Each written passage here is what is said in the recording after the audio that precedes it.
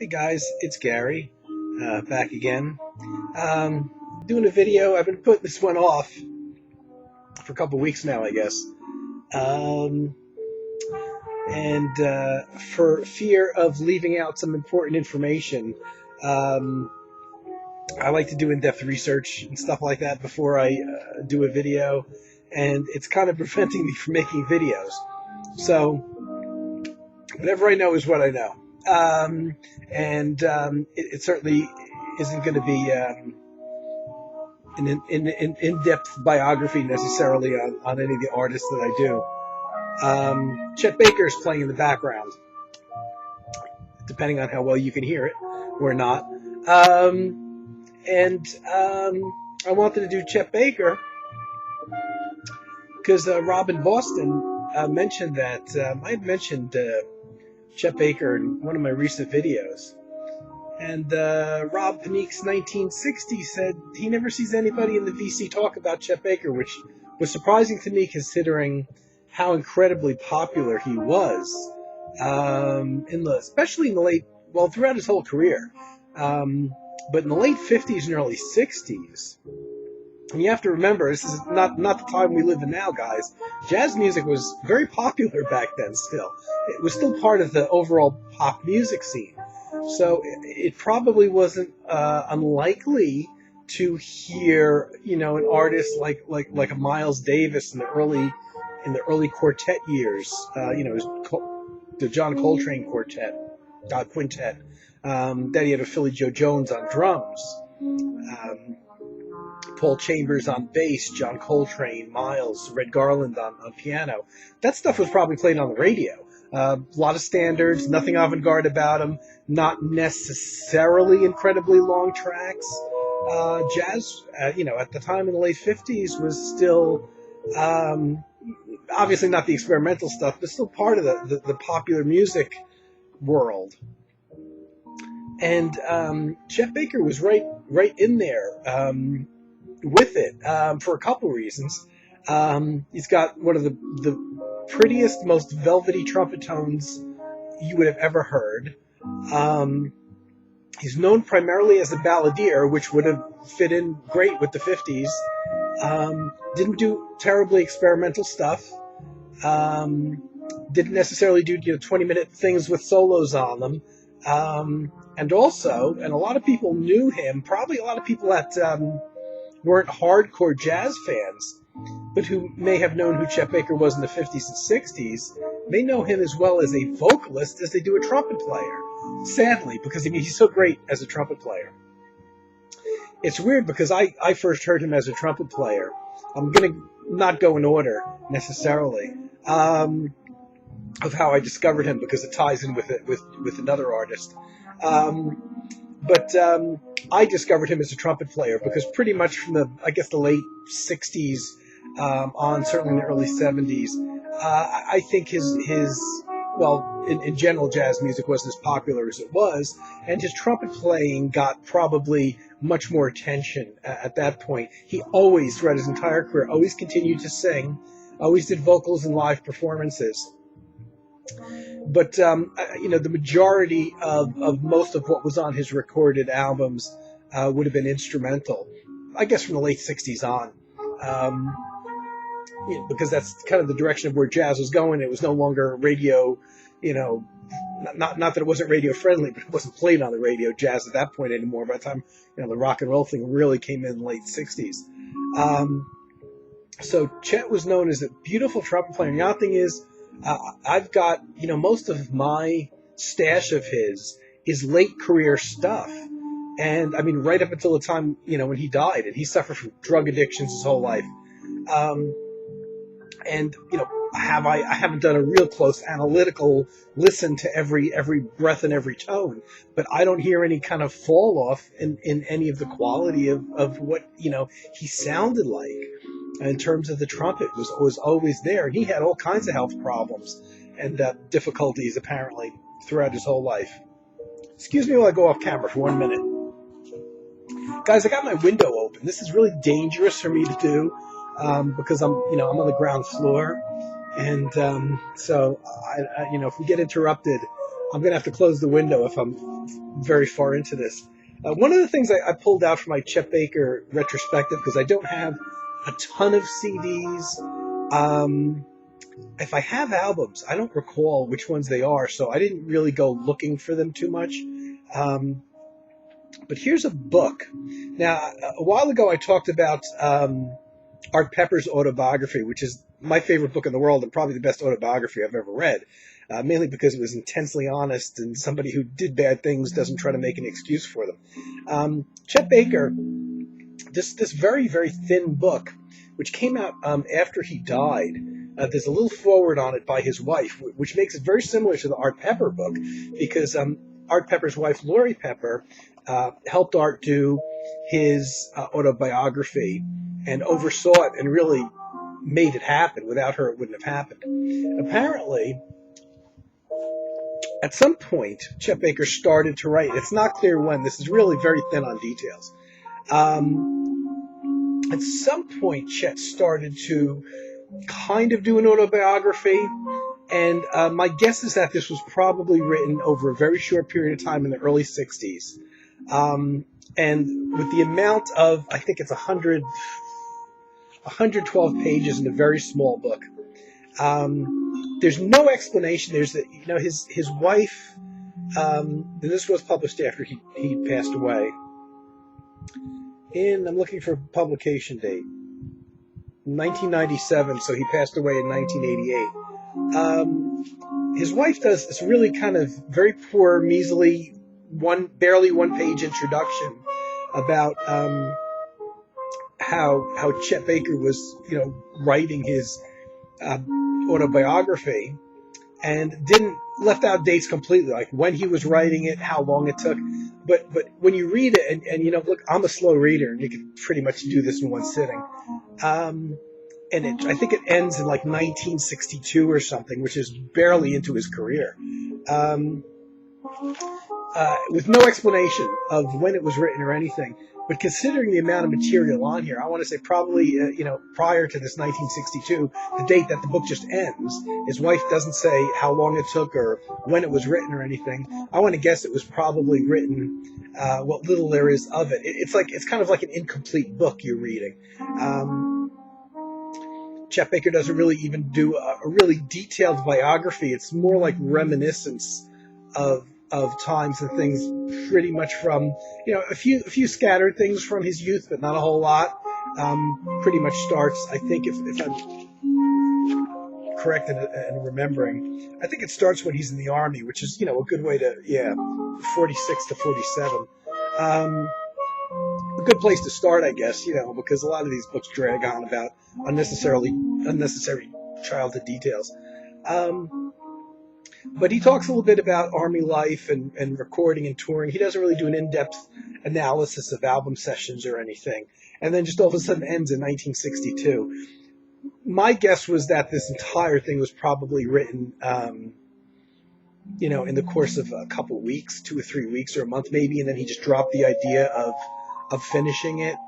And who knows when, because it ends in 1962.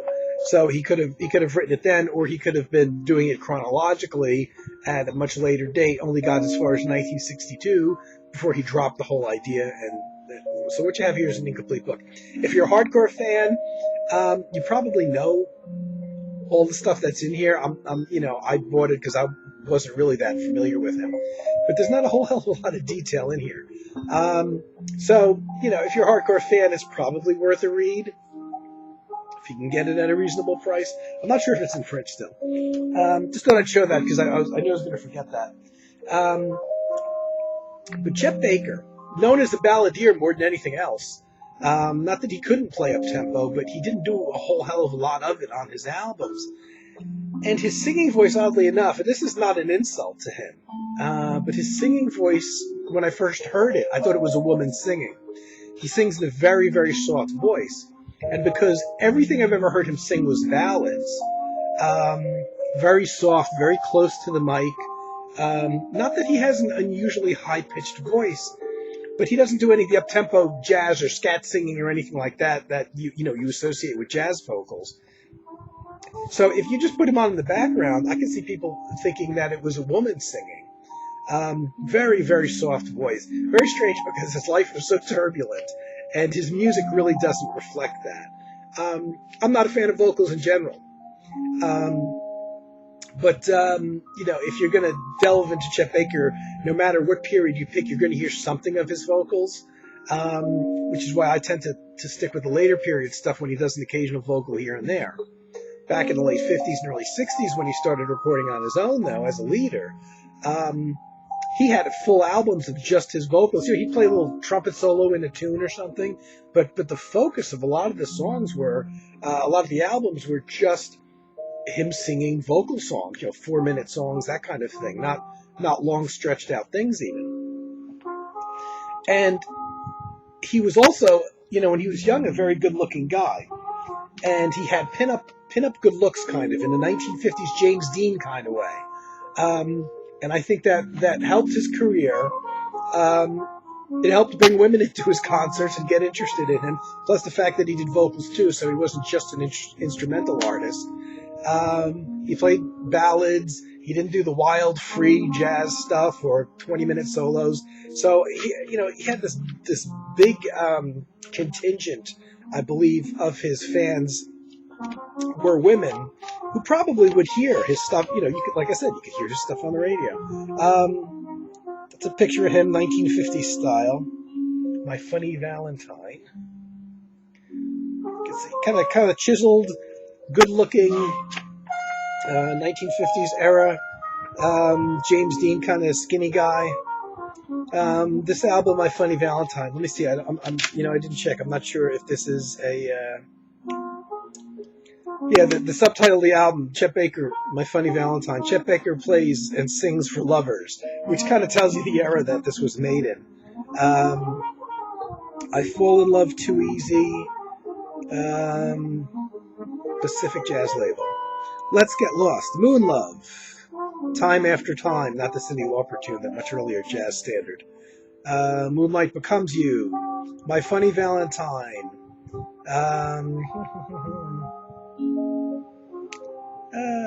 Like Someone in Love, Isn't It Romantic? So, a lot of romantic, a lot of ballady things. And I guess for some reason, I thought this was a compilation, and I'm still to this day, I'm not sure if it is, because it's got sessions on it from 1954, 55, and 56, I see. So I don't know if this was stuff that was recorded that may have come out on EPs at the time, and then later on they gathered EPs together as a full-length album, or whether these were things that were leftovers from album sessions that, a couple years after the first sessions, they gathered together into a full-length album. There's not a history of it, unfortunately, on here. A lot of standards, Gershwin, Someone to Watch Over Me, another song. There's a lot of stuff people would know.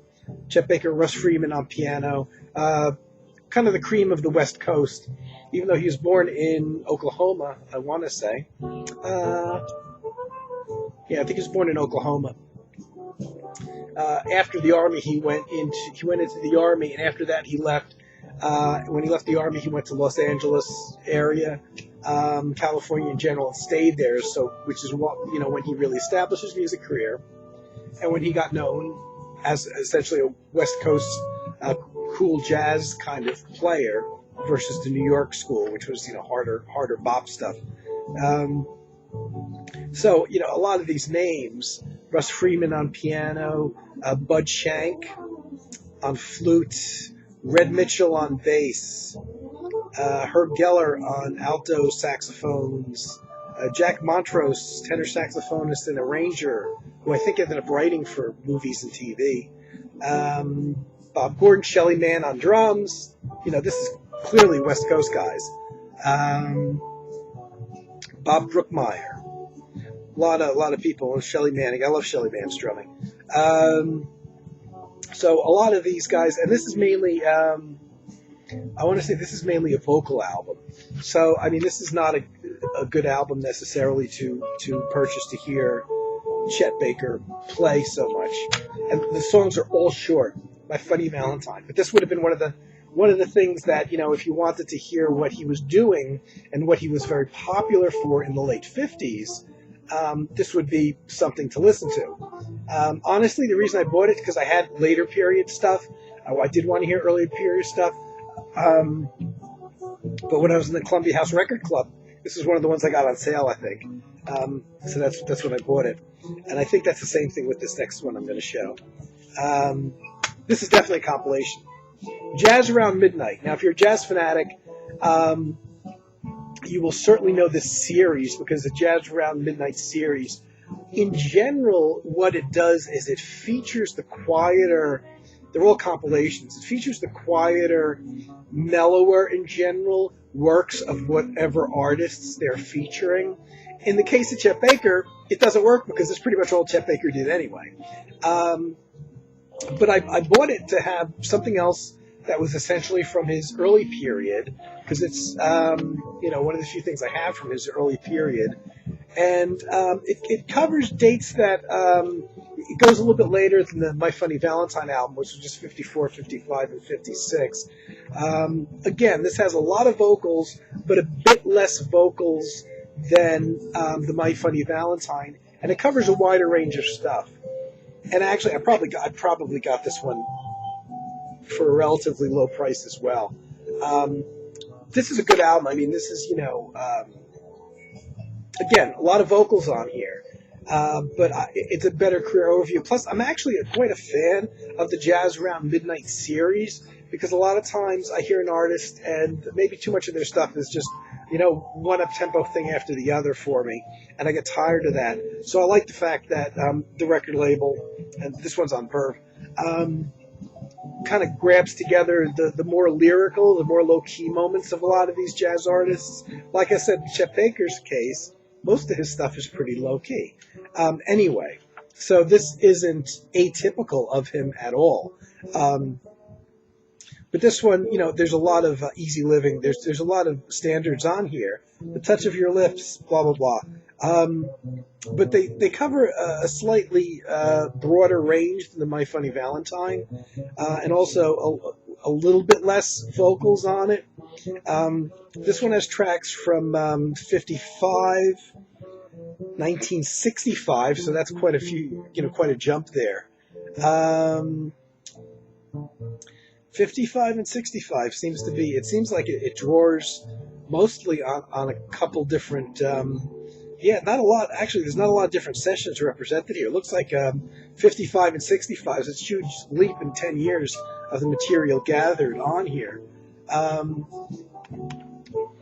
And again, there's a lot of vocals on here. Hank Jones plays piano, Richard Davis on bass, Connie Kay on drums. Connie Kay was the drummer for the Modern Jazz Quartet. That's the 65 date. It looks like there's a lot of tracks from only a couple different sessions on here. And really, it's probably not even a good overview of his ballady stuff, because he did so much ballady stuff, and it looks like they may have only had the rights to a couple albums here, one in 55 and one in 65, because a lot of these tracks are the same exact musicians on. Hank Jones, Richard Davis on bass, Connie Kay, and that would be the 65 date. And then the 55 date, there is one from 65 that's got Kenny Burrell on guitar, though. Oddly enough, it looks like it's just a duet with Chet Baker on vocals, though, and Kenny Burrell on guitar. Not bad, not bad to sample something from his early period. It's definitely low-key. It's definitely stuff you could put on in the background, not to be insulting to it, stuff that you could put on for somebody that doesn't like jazz even. But again, vocals, a lot of vocals on here. But I actually prefer it over the prior album, because it does have that 10-year gap, so it does feature a little bit more, perhaps range, because it covers that 10-year period. Here's another one on Columbia. The date on this, now this is a regular album, not a compilation, early one. recorded in December 53, and a little bit of it recorded apparently in January and February of 54. The concept album, kind of, Chet Baker with strings. So it's so if you folks that might call it easy listening, yeah, you could definitely categorize this as easy listening. But this is my favorite of his early material of the three that I'm showing you. I don't mind strings. I like arrangements. And it's also got more trumpet playing on it than the first two that I showed you. I'm sure there's vocals on here, but it's not as much or as pronounced. I'm trying to do a quick scan here to see how many vocals, but it doesn't really list individually what songs are done when. But it's got Chet Baker on trumpet, Zoot Sims on tenor saxophone. Again, this is West Coast stuff. Russ Freeman, piano, Shelly Manne, drums. That's pretty much the standard group, because this was, this is not a compilation. This is, a few sessions meant to comprise this album. So it's also got, violins, violas, cellos, etc., etc. But Zoot Sims, Russ on sax, Russ Freeman on piano, Joe Mondragon on upright bass, and Shelly Manne on drums, pretty much playing through the whole album, full of strings. And so if you don't like string, I mean, it's obviously a ballad album, no doubt about it. And this is a nice reissue, actually. I hope this is still in print, because it is different for him. I did mention 53, 54. The booklet is kind of nice because it even mentions his passing in 1988. So it's the notes are nice. They go into a little bit of detail on the sessions involved. Pretty stuff. Very mellow. Very much easy listening. People could call it elevator music, but you know what? It's really good. It's really good stuff with nice arrangements. When I listen to early Chet Baker, this is the album that I pull out. Oddly enough, offhand, I can't recall how many vocals are on here, but it's a much better, if any. I'm sure there are, but it's a much better balance, I think, of his trumpeting, hearing, being able to listen to his trumpeting skills. That's pretty much all I have of his early stuff. I tend to jump to later period stuff. I mean, late period. Since he passed in 88, how old was he? 58. He was only 58. He wasn't incredibly old. Here's a New York date, and I showed this one, but I love this album. All recorded in one day, February 2, 1982. I showed this one and said this is it's called Peace. This is his most ECM style type album. Ballady, but there's a little more mid-tempo jazz stuff on here. I don't recall there being any vocals on this one at all. I could be wrong. So 82 was only 6 years before his passing. This is, not a compilation. This is one session, one day, actually. All of the compositions were actually written by Dave Friedman, who I love, who plays vibraphone and marimba on the album. There's no pianist, and this is, only one of really two albums that I know of that Chet Baker recorded that really featured vibraphone as the main harmonic instrument in a smaller band context. Buster Williams on bass, Joe Chambers on drums. That's it. Just three guys backing Chet Baker on trumpet. So nice, light, airy. Dave Friedman does all the writing on the album. Pretty, and I guess, I'm pretty sure they don't mention any vocals. I don't recall there being any vocals on this. And this is early 80s, so the concept was much more going toward his trumpet playing as opposed to him as a vocalist. Always sang live, though. Always did live stuff. But that's a good album on the Enja label. Enja's a funny label to get here in the U.S., Sometimes you get the stuff easy, it goes out of print, or you have to buy as expensive import. I must have just come across this one at the right time. And let me see, another one. I might not be showing all of my Chet Baker CDs here, because I just, I'm not sure which ones I have and which ones I don't have. Pull these out of one of my boxes, and that doesn't mean that I don't have more scattered about. So it's entirely possible I do have more scattered about. Here's another one called Strollin. That's a late, nice cover. Another late period one. This is interesting because this is another small group. The last one was a quartet with vibraphone, bass, and drums. This is even more interesting because there's no drummer, no piano. It's Chet Baker on trumpet and vocals, so he does do a vocal here. I want to say it might be one song. Philip Catherine on guitar, and Jean-Louis Rassenfaus on bass. I thought this was a one-time only get-together because this is the only album I have with these three gentlemen. But last week or so, I was looking up Chet Baker online. I think it was on Amazon.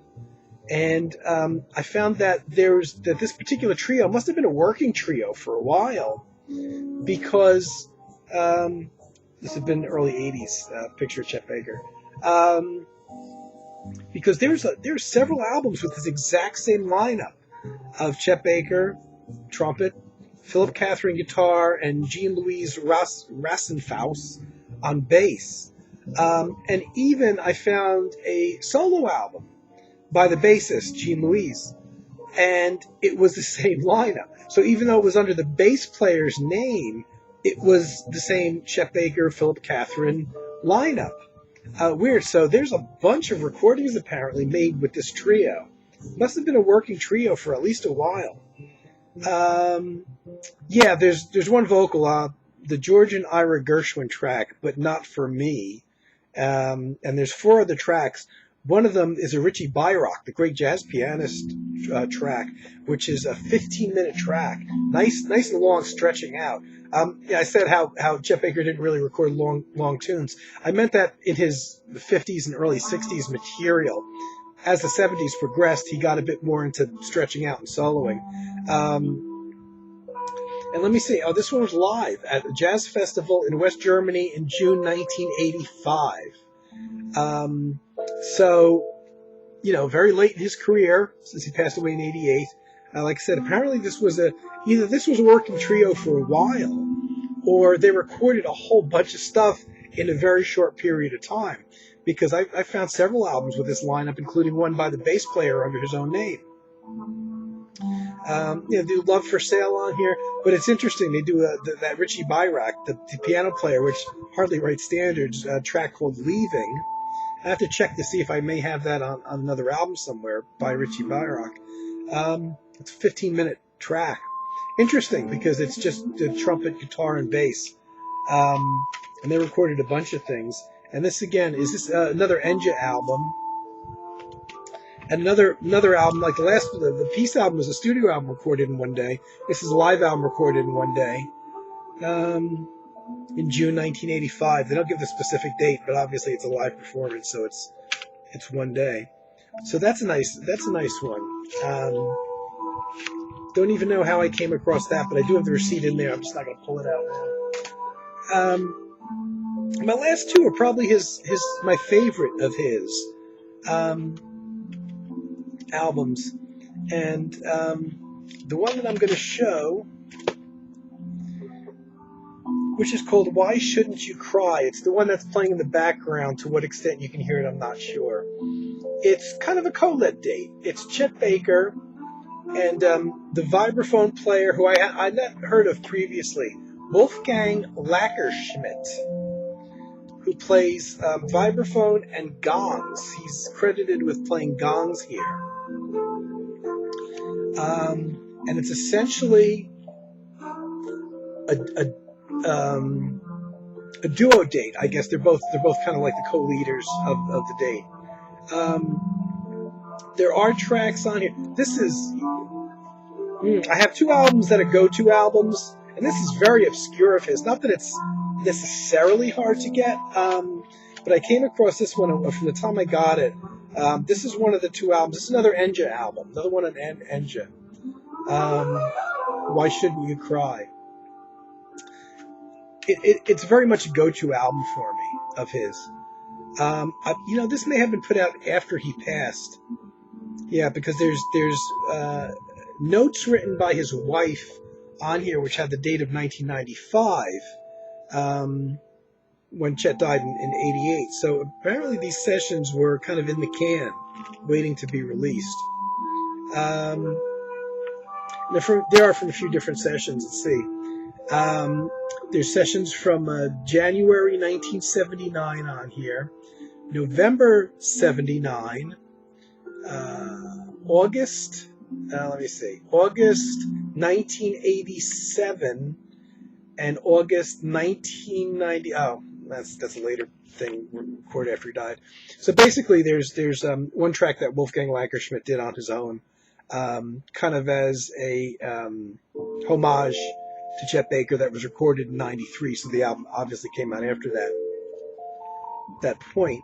But the sessions with Chet and Wolfgang Lankerschmidt together, recorded in 79 and 87, so it represents kind of three different sessions. There were two different ones in 79, two different sessions, 10 months apart in 79, and one session in 87. I guess they didn't get released at the time. And there's additional musicians on here helping these guys out, but there's a nice mix of musicians on here, for the ones that do guest. Chet Baker, does he sing on this? One vocal? Yeah, I see one vocal by Chet. That's it. Wolfgang. It looks like there's some tracks that are just duets, which is nice, of trumpet and vibraphone. Another track has trumpet, vibraphone, and bass. And Larry Coryell plays guitar in another track. The consistent thing through these two sessions or three sessions that make up this album are Chet Baker and Wolfgang Lankerschmidt on vibes.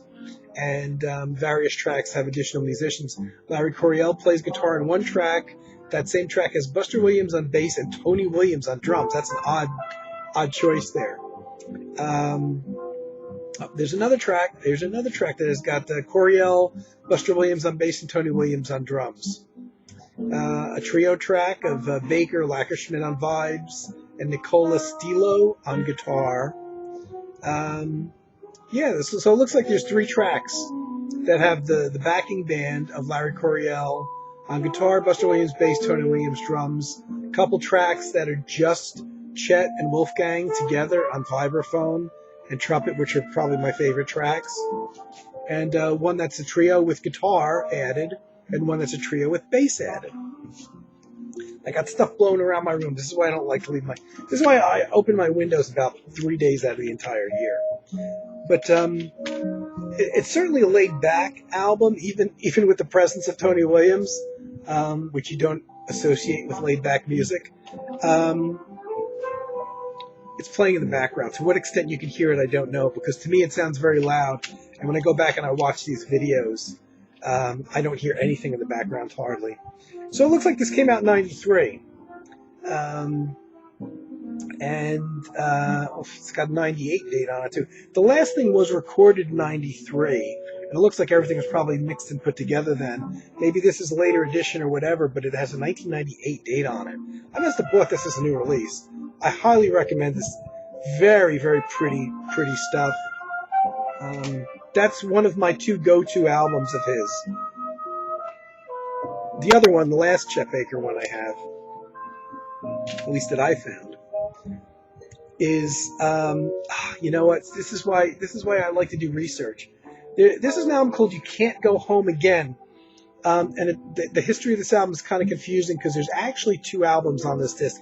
It's a 2 CD set that I believe is out of print now, but you can still buy the entire album as a download. What it was And this isn't that old, you know. This came out in probably the late 90s. It's not that old of a so it's a compilation. No, 2000. This came out in 2000. It's a shame that it's out of print already, except as a download. What this did, this actually comprised two albums. One of them is called You Can't Go Home Again, which is kind of confusing because that's what they titled the album after. They should have called it something completely different. And another album called The Best Thing For You.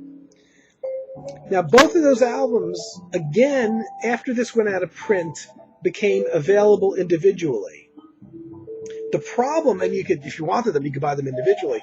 The problem with them is both of those individual albums, as they exist in the latest edition on CD, only have the tracks that were on the original albums when they were released. One of them's from the 70s. They might both be from the 70s. The problem with that is, I looked into it, both the individual albums that are comprised in full on here, both run about 40 minutes. I think one was 40, one was 41 minutes. The nice thing with this 2 CD collection was that they have another 10 unreleased tracks from the sessions that made up these albums. And for me, most of the previously unreleased tracks, most of them, not all of them, there's a few tracks that didn't appear in any version on either one of these two albums that are comprised on here. But most of them, maybe like 7 or 8 out of the 10 previously unreleased tracks, are alternate versions of the tracks that are on here. But these are longer, kind of stretching out tracks, and so a different version really can sound very different, even if the basic arrangement is the same. And again, this is one of my top 2 go-to discs. And the thing is the additional 10 tracks are over an hour, way over an hour of additional material. So whereas the 2 albums together, as they originally came out, were like 40 and 41 minutes, and so that's like an hour and 21 minutes. And I want to say this album is something like 2 hours and 35 minutes. So there's a lot, way over an hour, like an hour and 15 minutes of additional material, which you can't get anywhere else. And it makes sense to put it on here because this is material from these same sessions. Who put this out? It's Verve A&M. It's really a crime that they're not available. Like I said, they did reissue the 2 albums. You Can't Go Home Again. If you just look up that title, you're going to see the single disc 40-minute album. And The Best Thing For You, again, another 40-minute album. And it's a shame that if they reissued them separately, they should at least have thrown the additional studio tracks on the reissues that were on here if they're going to make this go out of print. So right now the only place to get those 10 tracks, it's fantastic tracks, are really to get this album. Or buy the downloads. You can buy the downloads, which I hate because you don't know who the hell plays on what then. This was a kind of like a couple big deal sessions from these 2 original albums. Let's see. 1977, and by the way, these are pretty large bands that play in a lot of these. There's arrangements made by my favorite arranger in the whole world, Don Sebesky, who does these. So I see the sessions from 1977, which would account for why it's an LP length. The original album came out, 40-minute album. These were both originally released on vinyl. Actually, it looks like it really looks like both albums were basically recorded in 77. I don't see any tracks that were, oddly enough, and this may be a little confusing, I don't know when the original albums came out, because in a couple cases, I want to say the original albums probably came out, fairly close to when they were recorded. Um, a couple tracks, though, had overdubs done many years later. I want to say, I think that those may have been the previously unreleased tracks, though. This one, take a look. Yeah, because there's a couple tracks. One track that I'm looking at now that in 1988 actually have a couple instruments overdubbed, added onto it from the original 77 date. But that was one of the previously unreleased tracks. So both of these, wow, I hope that's not too loud. Nice duet with Wolfgang Lackerschmidt on gongs and vibraphone, and Chet on a muted trumpet. You don't hear Chet playing a whole lot of muted trumpet. So I was saying that there's one of the tracks, but this was one of the previously unreleased ones until this collection came out in 2000, that had some 1988 overdubs on them. But fairly large. Don Sebesky does the arrangement on a lot of the tracks on here. So obviously when you call an arranger, there's a lot of overdubs and things like that. So there's some tracks that consist of just Kenny Barron on piano, Ron Carter on bass, Tony Williams on drums. And this is a later period album, 77, 11 years before Chet passed away.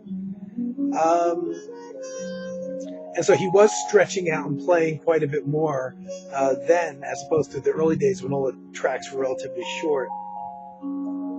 Kenny Barron also plays a little electric piano on here, which is not something you don't hear him do too often. Gene Berlusconi, I've seen his name for years, but I've never tried to pronounce it to anyone.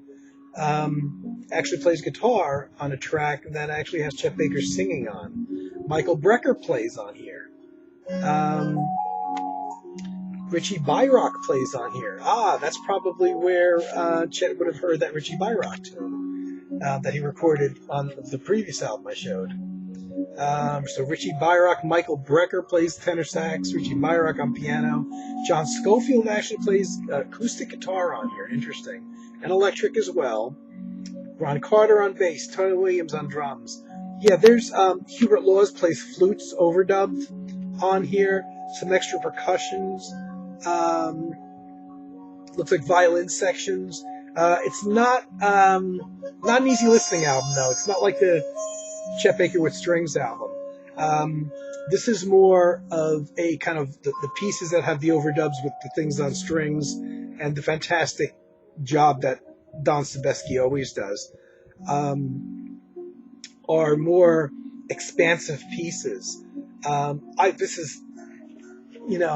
This is a battle for my favorite. It's really two albums on here, but these sessions seem to all been done around the 1977 period. This is probably the first, as much as I love the one that's playing in the background, and I do love it, the Wolfgang Lackerschmidt album. This is probably my first go-to album by Chet, Wolfgang Lackerschmidt being the second go-to. I think the Peace album that I showed maybe being the third, Chet Baker with Strings maybe being the fourth, which is a whole different early period. So yeah, this even has, still talking about this You Can't Go Home Again 2 CD version. Michael Brecker on sax, Richie Bayrock, Schofield, Ron Carter, even Alphonso Johnson plays electric bass on here. And a whole lot of cellos, flute overdubs, violin overdubs. Let me see, what else? What other instruments on here? But not Hubert Laws. Did I mention that Hubert Laws is one of the people that does do the flute overdubs on here? Don Sebesky could do little wrong in my book anyway as an arranger. Ralph McDonald does some percussion overdubs even. I think Ralph McDonald passed away also. Paul Desmond. Wow. Paul Desmond plays some alto sax on several of the tracks. Paul Desmond, probably the most perfect, I think, saxophone foil for Chet Baker, because Paul Desmond, best known, he did a lot of solo albums as well, but best known as being a member of Dave Brubeck's quartet, who actually wrote Take 5. Paul Desmond wrote Take 5. Was known as being an alto saxophone player, very soft, very kind of mellow, didn't get into the honking hard stuff, very much the saxophone equal of Chet Baker. So on those instances when they recorded together, It was really simpatico, these two guys, and I had forgotten that he plays on this. Guys, if you can find this 2 CD edition of this, and if you can't, you can buy the 2 discs that are comprised on here. You Can't Go Home Again, and The Best Thing for You, and maybe buy the downloads of the additional 10 tracks from these sessions, because this is just a fantastic piece of work. And relatively later period in the 70s. And where did I first hear of Chet? I showed this. This is where I first heard of Chet Baker, was actually on Jim Hall's Concerto album. Especially he plays throughout the whole album. And by the way, Paul Desmond plays saxophone on this album as well as Jim Hall on guitar. In all 3 instruments, these guys are so perfectly aligned, because Jim Hall was never kind of a screechy show-off player. He always used a mellow tone, even though he always experimented throughout his whole life with different settings. He never did something different just to be different. He always maintained a certain sound for the most part on his electric guitar. It was very soft, very mellow. I could hear the early Pat Metheny was influenced by him. Played a lot of ballads. He did up-tempo stuff as well, but he's known as a balladeer, essentially. And if Chet Baker, was his balladeer saxophone, Jim Hall was certainly that more balladeer, more mellowy, soft, from the same generation of mainstream jazz type of player. And Paul Desmond on saxophone was that same kind of player. Those 3 guys really are so simpatico with each other. And on this album, recorded in April 1975, which I've shown before, I have on disc, it's come out on CD 3 different times with 3 different batches of bonus tracks. Has all 3 of those guys. Another one arranged by Don Sebesky. They do a 19-minute version of Concerto de Aranjuez, if I'm pronouncing that correctly. Jim Hall, guitar. It's listed as a Jim Hall record, and the other side, the 19 minutes comprised one side, and then an individual batch of 3 tracks comprised the other side of the album. And those tracks are a little bit more toward Jim Hall in terms of featuring Jim Hall playing and soloing a bit more. But the 19-minute Concerto de Aranjuez piece, it's a toss-up. It's a beautiful Don Sebesky arrangement, and it's really about the piece itself. You could say it's as much a Chet Baker on trumpet, because Chet Baker gets as much solo space to play as does Jim Hall, as does Paul Desmond on saxophone. It's very evenly distributed amongst the players. The other people in the band that I want to mention, because it's such a fantastic group of people, are Roland Hanna on piano, Ron Carter on bass, and Steve Gadd on drums, joining Chet Baker, Paul Desmond, and Jim Hall. So the 3 of those guys, Paul Desmond, Chet Baker, Jim Hall, on the concerto piece, a 19-minute stretch-out piece, which everybody loves. Everybody's ever heard it loves. Really, it's kind of like an equal. You wouldn't necessarily guess that it's Jim Hall's date on that piece. Everybody gets a lot of time to stretch out. Beautiful album. First time I heard Chet Baker play. It's the thing that turned me on to Chet Baker. I had several Jim Hall albums at this point that I got this, I think. But I had never heard Chet Baker before. And as soon as I heard that Velvet Trumpet, it's like, I got to find out more about this guy.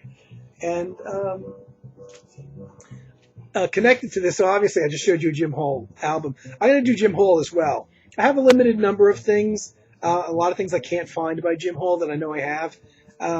So I have, about an equal size sampling of Jim Hall's work. And because he's so tightly close, my discovery of Chet Baker was through Jim Hall, the album I just showed you. I was going to do Jim Hall as well on this video, but it's getting too long. And I just have a handful of Jim Hall stuff. But I'll do that as a separate video. And hopefully especially you, Rob, whenever you get a chance to see this, hope that helped at all. Hope you can hear some of the stuff that's going on in the background. And I hope if any of you guys are, interested in looking into Chet Baker, that helps as a place to start, and also to look out if you want to avoid that the vocal stuff. You might want to read some of the reviews on the early albums, on the albums before you buy them. If you want to try to avoid the vocals, not that they're bad, but for most jazz people, it's not necessarily what we're looking for nowadays. Because his early stuff is fine. It's really not to be missed. It's just that there's a lot of very vocally oriented albums that have very little trumpet playing on them. So I want to kind of do a little bit of reading up maybe before you order an album, and read the reviews that are up there to try to figure out what's what if you're looking at his early material. Anyway, okay, guys. God, that's a long. This is certainly a marathon. This is a long video. It's not my record, but I'm not looking to beat my record. Okay, guys. I hope there's some value to this stuff for you. And I'm all looking forward to seeing all your videos as well. And I'll be back soon. Take care.